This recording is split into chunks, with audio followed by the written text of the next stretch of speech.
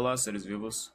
Lost Media é um assunto que, desde que eu conheci pela primeira vez, sempre me chamou muita atenção pela variedade de conteúdos que são atrelados a esse tema. Caso você ainda não saiba, Lost Media é um termo usado para se referir a algum tipo de mídia específica que veio a se perder em algum momento da história, podendo variar entre episódios, quadrinhos, filmes e, obviamente, jogos. E eu já cheguei a comentar há algum tempo atrás em 2 vídeos diferentes sobre alguns casos de Lost Medias em jogos de terror, que aliás eu recomendo muito que assista. Porém, por mais incrível que pareça, existem vários outros casos de Lost Medias envolvendo jogos de terror.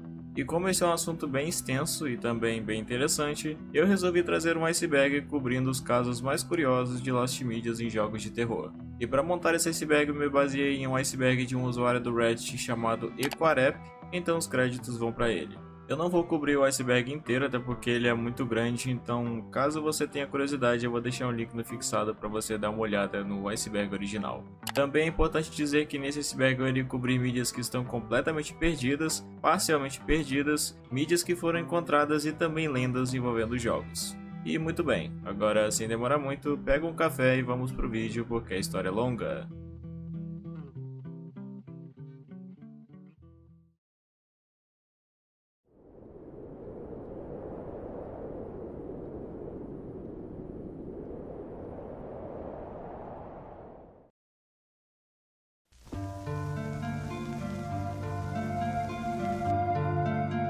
Essa é provavelmente a Lost Media mais conhecida em meio ao gênero. Silent Hills foi uma nova entrada da franquia Silent Hill que estava sendo produzido por Hideo Kojima, tendo como um dos maiores destaques o fato de também ter a participação de Norman Reedus no elenco e colaboração de Guillermo del Toro na produção. E sabendo que del Toro é conhecido por seus projetos que sempre conseguem ir aos limites da imaginação e da bizarrice, tudo indicava que seria um jogo bem promissor. O jogo ficou rapidamente popular após uma demo ser lançada em 2014 sob o disfarce de um jogo independente chamado PT, que após ser revelado que se tratava do então Silent Hills, veio a ganhar a atenção de todos os jogadores que ficaram rapidamente ansiosos para o seu lançamento. Mas além disso, algo que me deixou realmente feliz é saber que possivelmente ele ainda contaria com Akira Yamaoka na parte musical do jogo.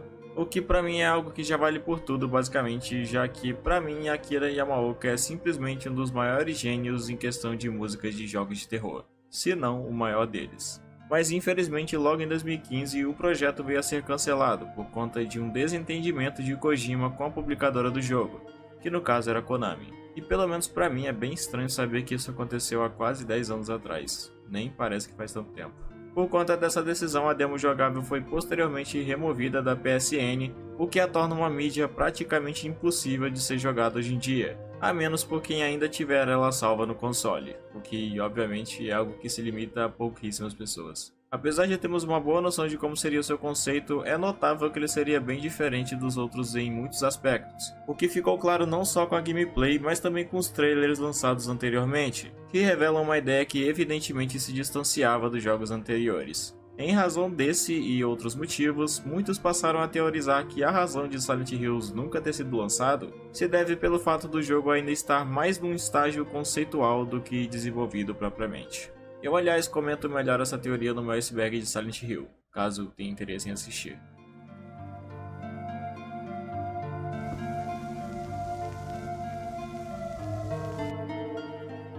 Chuck Wanna Play foi um jogo baseado na franquia de filmes do famoso boneco assassino Chuck, que na verdade hoje em dia nem é tão famoso assim pra falar a verdade. O jogo, apesar de ter elementos que se voltam para o terror, era mais puxado para uma ação furtiva, uma vez que no jogo não controlaríamos a vítima, mas sim o assassino, que no caso seria o boneco do demônio. Não se sabe qual seria o enredo do jogo, ou se de fato ele teria um enredo. Porém, a gameplay ofereceria ao jogador a liberdade para explorar a violência e a agressão do Chuck às suas vítimas, permitindo várias maneiras diferentes e criativas de finalizá-las. O jogo foi anunciado em maio de 2011 e estava sendo desenvolvido pela TIC Games, tendo seu lançamento planejado para consoles e PC. E sua produção estava sendo sustentada por uma campanha de arrecadação do Kickstarter que teve início em outubro de 2012. No qual tinha como meta de arrecadação $925 mil para que o jogo fosse finalizado. Embora a campanha tenha tido um resultado considerável, com 500 mil dólares arrecadados contando com 19 apoiadores, o projeto foi posteriormente cancelado pois não havia alcançado a meta esperada, o que fez com que a produção do jogo fosse oficialmente descontinuada. Muito embora tenha passado pelo menos uma década inteira sem nenhuma atualização, um protótipo do jogo acabou sendo recuperado e enviado ao Internet Archive por um usuário chamado Relay5411. Que segundo sua descrição na postagem, ele afirmou que a versão foi encontrada em um dev kit de Xbox 360, fazendo assim com que hoje em dia ainda seja possível jogar a versão protótipo de Chuck Wanna Play, por mais que o jogo em si nunca tenha sido efetivamente terminado.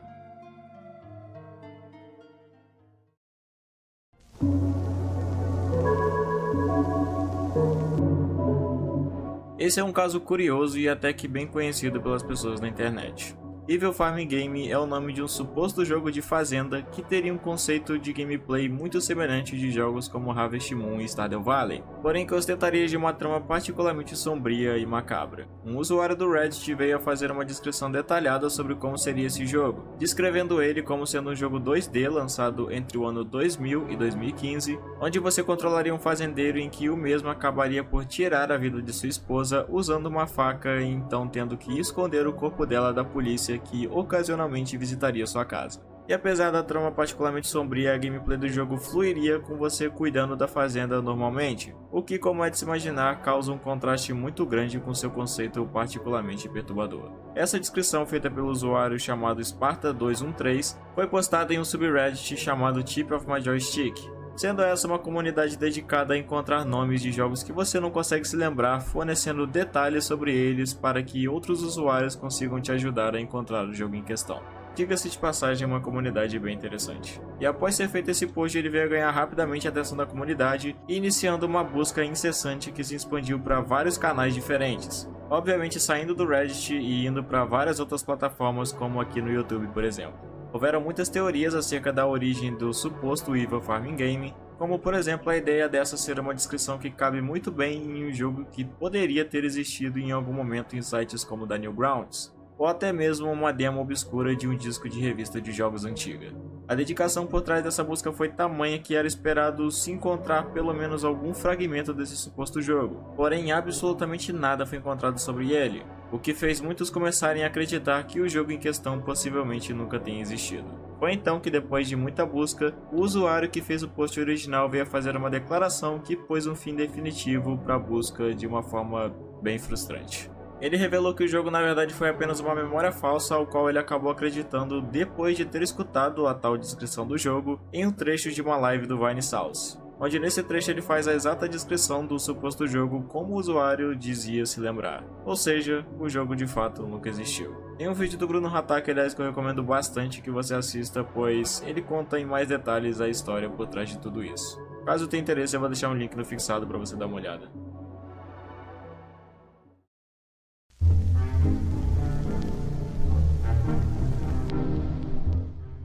Houve uma tentativa de fazer um jogo para o console do NES baseado no filme de terror Hellraiser de 1977, mas que acabou nunca sendo oficialmente lançado.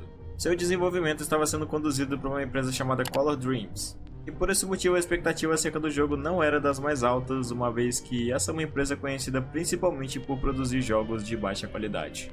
O jogo teria sua trama concentrada no personagem que estaria preso na caixa de quebra-cabeça de Lemarkand, objeto que está presente no filme. E o objetivo do jogador seria encontrar maneiras de manipular a parte externa da caixa e resolvê-la para que assim conseguisse escapar. Os primeiros problemas começaram a surgir durante a fase de produção do jogo quando a empresa em questão se recusou a pagar a licença de avaliação da Nintendo, algo que era exigido a empresas que quisessem lançar um jogo para o seu sistema. Se acredita que a razão disso seja pelo fato do valor da licença ser muito caro, ou até mesmo pelo medo do jogo ser recusado no console da Nintendo. Em razão disso, a Color Dreams contornou esse impedimento, manipulando o chip de bloqueio do console para que o jogo assim fosse lançado sem licença mesmo. E isso mais tarde acabou se tornando um dos principais fatores que o levaram a seu cancelamento, uma vez que além de muitos varejistas terem parado de vender jogos não licenciados pela Nintendo, o jogo era muito ambicioso, o que fez surgir a necessidade da criação do que ficou conhecido como super cartuchos, que conseguiriam processar o motor do jogo. Devido a isso, a produção de Hellraiser se tornou cara demais. Se acredita que, sem contar o custo de produção do jogo, apenas a criação desse super cartucho teria custado algo por volta de 2 milhões de dólares, e na época era algo que valia muito mais do que vale hoje. Consequentemente, isso necessitava que o jogo também fosse vendido por um preço mais alto, e devido ao fato do jogo não ser licenciado pela Nintendo, a tendência era que obviamente o jogo não conseguisse se sustentar em vendas, pois não haveria quem se prontificasse a vender tal mercadoria. Esses elementos foram o que acabaram culminando no seu cancelamento, que ocorreu silenciosamente poucos meses depois. As únicas coisas que restaram desse projeto foi uma única captura da tela inicial do jogo, além de alguns artigos de revistas da época que trazem alguns anúncios referentes a ele. Mesmo o projeto tendo uma produção considerável, um funcionário da Color Dreams chamado Dan Lawton, que trabalhou no projeto do jogo antes, chegou a dizer que o hardware do jogo estava pronto e sua arte estava 20% finalizada. Porém, a parte da programação nunca chegou a acontecer. Então, mesmo que de alguma forma esse protótipo seja recuperado em algum momento, nem mesmo será possível jogá-lo, uma vez que ele nem mesmo chegou a ser programado. O que faz desse um projeto que infelizmente está perdido para sempre.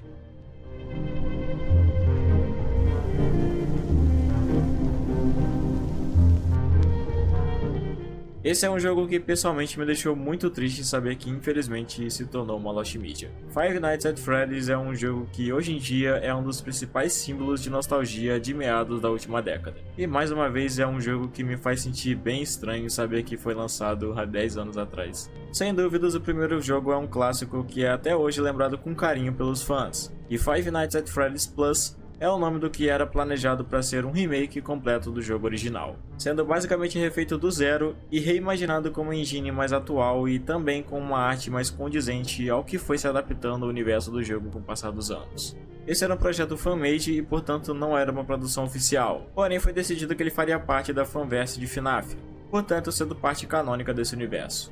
Ele estava sendo desenvolvido por um usuário sob o pseudônimo de Fiznon, que já era conhecido por ter produzido algumas fangames antes, como a Shadow Over Freddy e Porkchop Horror Show. Esse que aliás também foi cancelado posteriormente. A razão por trás do cancelamento de FNAF Plus se deve por conta de algumas polêmicas que seu criador acabou se envolvendo com o passar do tempo. Principalmente seu claro descontentamento com os lançamentos recentes da franquia de FNAF, algo que ele não tinha nenhum receio em expor na comunidade do jogo. Ele se demonstrou como uma pessoa bem tóxica na comunidade, e esse foi um dos principais motivos que o levaram a sair da fanverse de FNAF. Pra você ter uma ideia, o próprio Fiznon achou que não merecia estar lá. E com isso ele veio a falar em público que o projeto de FNAF Plus seria encerrado e que ele iria parar de trabalhar nele. Isso também porque seu contrato havia sido rescindido. Já foi dito pelo Fiznon que o desenvolvimento de FNAF Plus estava praticamente terminado, havendo até uma menção dele ao fato de que faltava apenas os efeitos sonoros do jogo para que ele fosse efetivamente terminado. E pelo menos para mim é realmente uma pena saber que um projeto como esse, que tinha um grande potencial, acabou terminando desse jeito.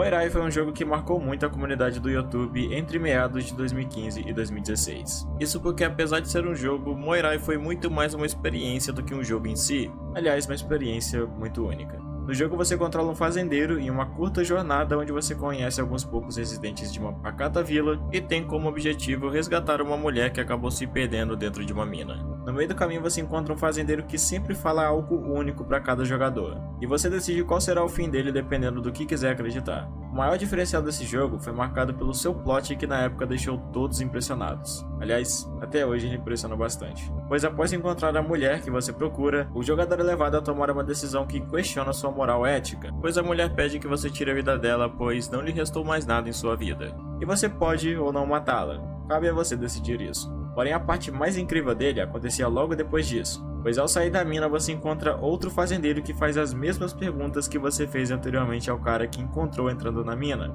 sendo que agora você tá do outro lado da moeda. E a resposta é sempre única para cada jogador, porque chegando aqui, você registrava uma resposta às perguntas que você mesmo fez anteriormente. E essa seria a resposta que o próximo jogador iria ler. Eu me lembro que quando eu vi isso, minha cabeça simplesmente explodiu ao conceber a ideia desse jogo. Só que, infelizmente, Moirai acabou sendo um jogo que sofreu muito por conta de ataques hackers que praticamente destruíram os servidores do jogo. Por conta disso, o dev tentou várias tentativas frustradas de corrigir o game, porém isso acabou saindo do controle dele. O que culminou no triste fim do jogo quando, em 30 de junho de 2016, o dev optou por retirar o jogo do serviço. E atualmente ele se encontra perdido e provavelmente vai continuar assim para sempre. Mais uma vez eu recomendo muito que assista um vídeo do Bruno Hatak que comenta em detalhes a história de Moirai, e vale muito a pena assistir. E também, caso tenha interesse, eu vou deixar um link no comentário fixado.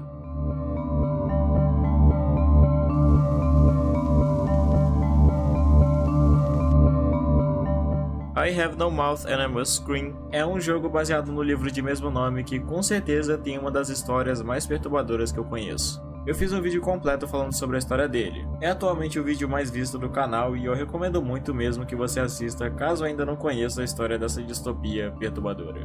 E por mais que o jogo em si já tenha um conceito perturbador, houve uma versão inicial do jogo que seria ainda pior. Essa versão incluiria algumas poucas alterações na história, além da inclusão de cenas que não estão presentes na versão que foi lançada. Por exemplo, uma cena em que Benny, digamos, se alimentaria de um bebê ainda vivo de forma bem explícita. Com certeza uma cena digna de pesadelos. Pra mim, esse é um dos jogos mais incríveis já feitos do gênero de terror, e saber que ele poderia ser ainda mais perturbador que sua versão original é algo que certamente deixa tudo ainda mais bizarro. Sabe-se que além da versão sem corte, também foi anunciado que o jogo estava sendo desenvolvido para o console Amiga, mas nunca houve uma confirmação de que de fato essa versão tenha tido sua produção iniciada. Tudo isso levanta muita curiosidade, pelo menos em mim, por se tratar de um jogo tão incrível como esse.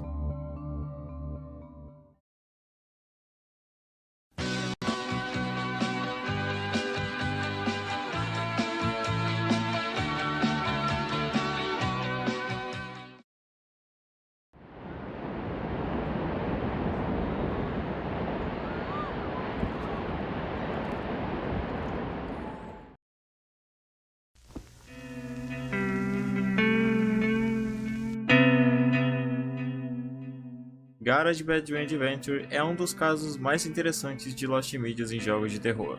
Esse é um jogo do gênero point and click lançado em 1999 para PC e Macintosh. A experiência do jogo é tida como algo bem surreal e intencionalmente perturbadora, tendo muito de seu conceito baseado nas obras de Carl Jung. No jogo você controla um robô estranho que anda abrindo caminho por entre cenários enquanto contempla uma paisagem surrealista puxada para um tom distópico e deslocado da realidade. O jogo esteve perdido durante muitos anos por conta de seu lançamento inicial, que se limitou a apenas 3.000 cópias produzidas, o que fez do jogo um material extremamente raro, até mesmo no seu país de origem. Foi então que usuários do 4chan se juntaram numa busca incessante pelo jogo para que seu material viesse a ficar disponível para o público geral. Um usuário chamado esse nome aí na tela conseguiu adquirir uma cópia do jogo pelo Yahoo e enviou dos Estados Unidos para a Austrália, onde o jogo foi copiado e carregado na internet. O criador do jogo inicialmente resistiu muito para que ele fosse republicado por questões de direitos de propriedade. Porém, após alguns anos, em 2020, um usuário chamado LoneDev conseguiu fazer engenharia reversa no jogo, implementando nele uma tradução em inglês.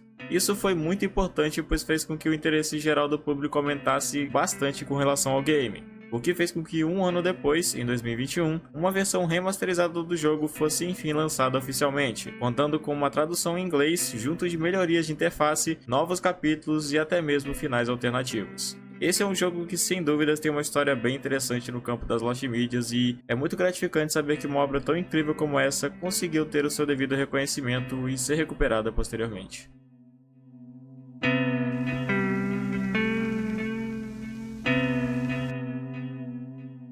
Isso se refere a uma tentativa de trazer um port de Dead Space 2 para o console do Wii. Pouco se sabe acerca do desenvolvimento desse port e a maioria das informações que temos vem das páginas de dois funcionários que trabalharam nesse projeto, sendo eles um então funcionário da EA chamado Gary Sackas, provavelmente eu falei o nome do cara errado, e o freelancer Matt Spriggins, onde em suas páginas era confirmado que esse port realmente estava em produção, além de também informarem que seu cancelamento ocorreu em favor de outros projetos da empresa. Se acredita que um dos principais motivos que levaram a essa decisão foi por conta das vendas fracas do anterior Dead Space Extraction, que provavelmente contribuiu para a decisão da EA em cessar o desenvolvimento desse port. Porém, a real razão por trás dessa decisão é algo que até hoje permanece incerto.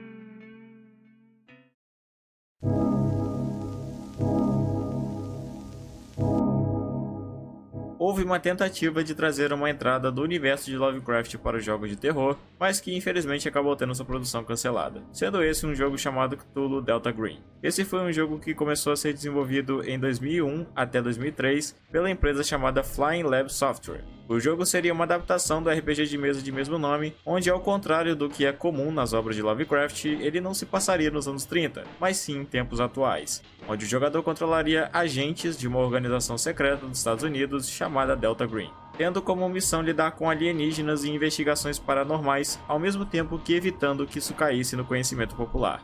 Quase como um MIB mesmo. Inicialmente o estilo da gameplay do jogo se assemelharia bastante com o estilo de XCOM, tendo um esquadrão controlado pelo jogador por um ângulo de câmera isométrico. Porém, mais tarde esse modelo foi trocado, pois eles acharam que essa abordagem não era boa o suficiente, convertendo o modo de jogo para um estilo em terceira pessoa, onde cada membro da equipe poderia ser controlado diretamente pelo jogador.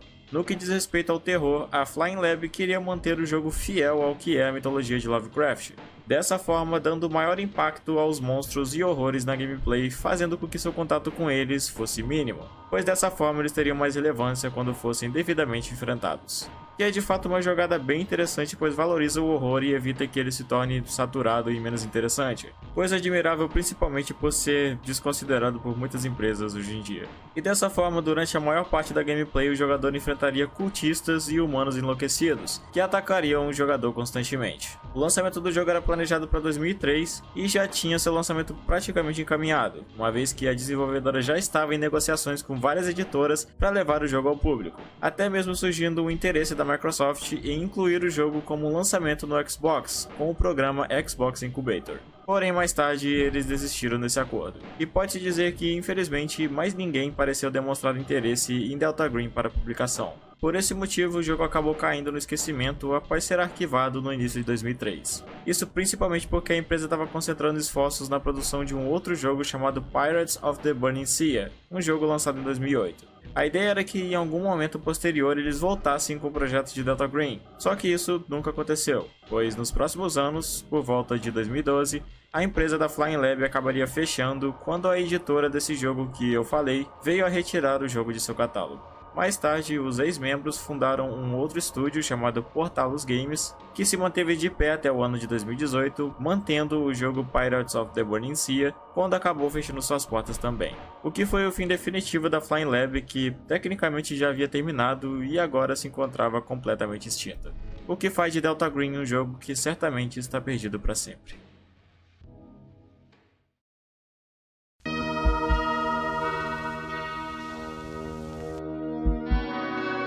Drácula Hunter, ou Dorakuria Hunter, é o nome de um jogo arcade muito obscuro lançado no Japão em 1979 por uma empresa chamada Takedown Kogyo. Apesar de sua popularidade considerável, seu sucesso nunca foi além de seu país de origem, se limitando apenas ao Japão.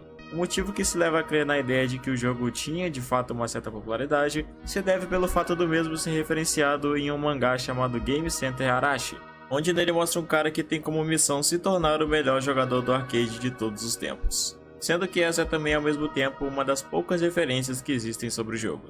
Pelo que parece, sua gameplay seria algo como uma mistura de Space Invaders e Galaxian, onde o jogador teria que proteger uma princesa de vampiros e morcegos que atacariam em hordas. Com o passar dos anos, começaram a surgir alguns conteúdos atrelados a esse suposto jogo, como por exemplo fotos da placa ROM e peças externas da máquina do arcade em um site de leilão japonês, além de capturas de tela mostrando o jogo em execução. Ao que se sabe atualmente, o último registro que faz referência ao jogo ocorreu no dia 1º de maio de 2018, onde o gabinete de fliperama completo do game foi listado no site de leilão do Yahoo Japão. Porém, não se sabe quem o comprou ou se ele já foi vendido. E essa que você está vendo de fundo é a única gameplay existente gravada de um dos arcades. Apesar de nunca recuperado, uma sequência do jogo feita por fãs foi lançada não oficialmente para Sega Saturn em 1999, sendo esse um jogo chamado Dracula Buster, que ao contrário do original pode ser facilmente jogado através de emuladores. Drácula Hunter é um jogo tão obscuro que, se não fosse pelas referências e poucas capturas que temos sobre ele, poderia ser facilmente considerado um jogo apenas fruto de uma lenda urbana. Mas de fato, sabemos que ele existiu. Porém, mesmo sendo esse o caso, é extremamente improvável que ele seja recuperado algum dia.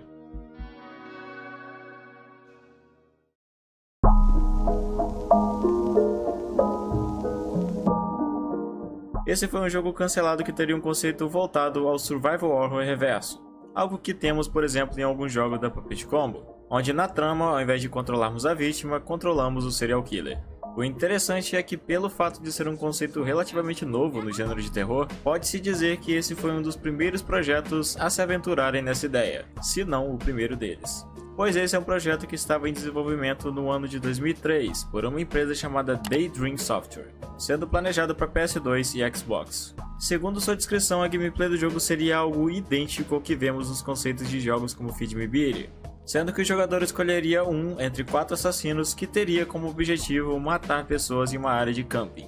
Aliás, um desses assassinos que você podia escolher aparentemente era vestido de palhaço, o que também traz uma semelhança notável com o conceito de Feed Me Beatty. Além disso, outro deles, pelo que parece, seria vestido de bombeiro, o que me fez lembrar muito o conceito de um outro jogo ainda não lançado da Puppet Combo chamado Burn It Alive, pois na trama, pelo que se sabe, também era planejado um bombeiro como killer do jogo. Eu acredito que a razão para Campfire não ter sido lançado foi por conta de que o mercado com certeza não estava preparado para receber um conceito como esse naquela época.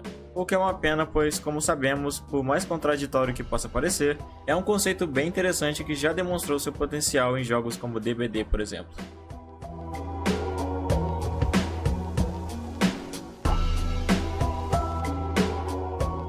Esse é o nome dado a uma suposta lost media de um jogo muito obscuro da Nintendo, ao qual não se tem praticamente nenhuma informação sobre. Mario Knights é um jogo que surgiu na internet como sendo uma produção obscura da Nintendo, baseada no universo de Mario, provavelmente desenvolvida entre o ano de 1990 e 2000, porém tendo um conceito aparentemente voltado para temas mais sombrios.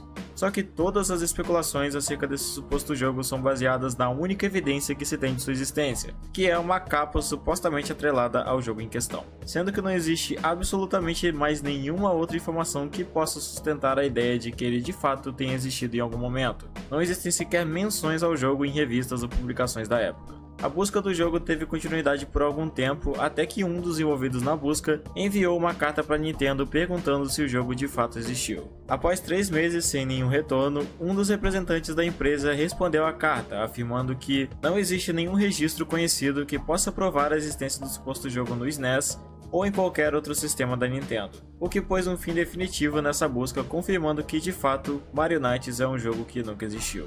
E apesar da capa ser bem convincente, é muito provável que isso se trate apenas de uma arte feita por algum fã que decidiu criá-la justamente para enganar a comunidade. Mas ainda existe uma coisa curiosa acerca dessa resposta enviada pela Nintendo, pois o tempo que levou para a carta ser respondida só foi suficiente para que a mensagem fosse enviada no dia 1º de abril de 2017. Então, será que isso foi intencional e na verdade a resposta foi uma mentira? Eu acho que provavelmente isso foi só uma pura coincidência. Mas eu não pude deixar de pensar na possibilidade disso de fato ter sido intencional apenas para ocultar a existência de um jogo sombrio que a Nintendo quer esquecer que um dia existiu.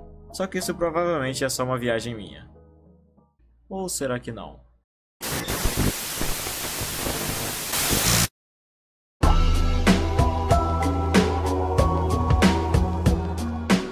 Esse é um jogo de arcade muito obscuro baseado no filme Gremlins de 1984. O jogo teria incluído 3 segmentos, onde cada um seria um personagem que você escolheria, que iria influenciar na forma como a gameplay seguiria. Por exemplo, escolhendo a personagem Lynne, você defenderia a cozinha do ataque dos Gremlins. Escolhendo Billy, você teria que derreter Gremlins na rua usando sua lanterna. E escolhendo Gizmo, o jogo mudaria para a visão de cima para baixo, com o jogador controlando um conversível por meio de corredores labirínticos. O jogo teve um desenvolvimento considerável e tinha um lançamento planejado para o ano de 1985, porém acabou sendo cancelado por razões desconhecidas. Se acredita que o principal motivo que levou o jogo a ser cancelado se devia por conta de sua gameplay ser particularmente simples demais e por não oferecer muito desafio ao jogador, uma vez que era consideravelmente fácil. Todo o processo de produção do jogo foi documentada e guardada, mas restaram apenas uma única gravação do jogo mostrando como seria sua gameplay, além de um rascunho de como seria o seu gabinete arcade.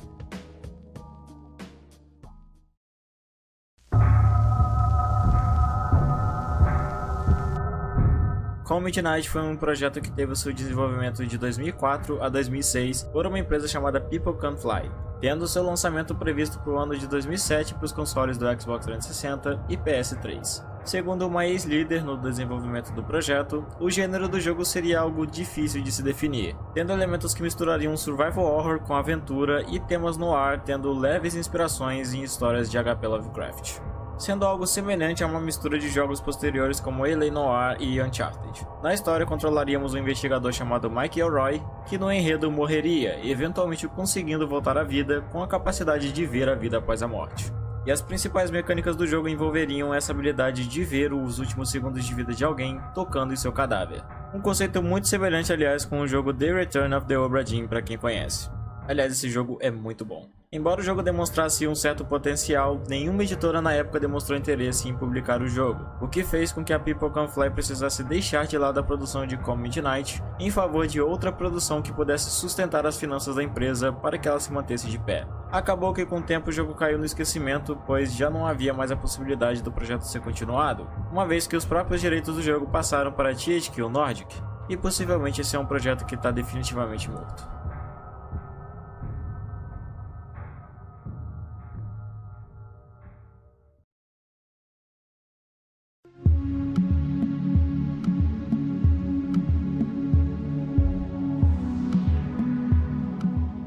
E bem, chegamos ao fim de mais um vídeo. Como eu disse no começo, esse é um iceberg muito grande e como eu não quero deixar de falar dos casos mais interessantes, eu achei melhor separar o vídeo em duas partes, também para não saturar muito o conteúdo. Até porque sinceramente eu não esperava que ele fosse ficar tão grande assim. Eu tomei liberdade de fazer uma brincadeira no tópico de Mario Knights e se você tomou um susto, comenta aqui embaixo que eu gostaria muito de saber. De qualquer forma, eu espero que você tenha gostado desse vídeo, tenha tido uma boa experiência com ele. E se for esse o caso, eu peço encarecidamente que você deixe o seu gostei e comente o que achou do vídeo, pois com certeza isso vai me ajudar demais. E fique no aguardo da segunda parte do iceberg que sairá muito em breve. E no mais é isso, espero todos vocês no próximo vídeo. Até mais.